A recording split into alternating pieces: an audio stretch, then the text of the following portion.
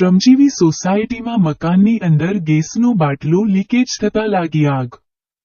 પ્રાપ્ત થતી માહિતી મુજબ ભાવનગર શહેરના રૂવાપરી રોડ ઉપર આવેલી શ્રમજીવી સોસાયટીમાં રહેતા મનુભાઈ કાનજીભાઈ કાંબડ મકાનમાં રાંધણ ગેસનો બાટલામાં લીકેજ થતા આગ લાગી હતી। જ્યારે આ બનાવની જાણ ફાયર બ્રિગેડને કરતા ફાયર બ્રિગેડનો સ્ટાફ તાત્કાલિક ઘટના સ્થળે પહોંચીને આગ ઉપર કાબૂ મેળવવાનો પ્રયાસ હાથ ધર્યો હતો અને રાંધણ ગેસનો બાટલો લીકેજ થયો હતો તેને ઓલવીને ઘરની બહાર લાવવામાં આવ્યો હતો। જ્યારે આ બનાવ બનતા ઘટના સ્થળે લોકોના ટોળા એકઠા થઈ ગયા હતા।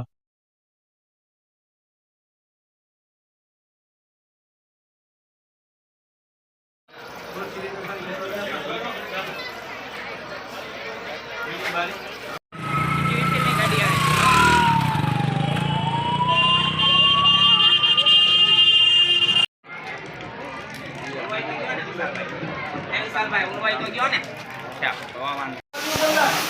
બોલના કોયલા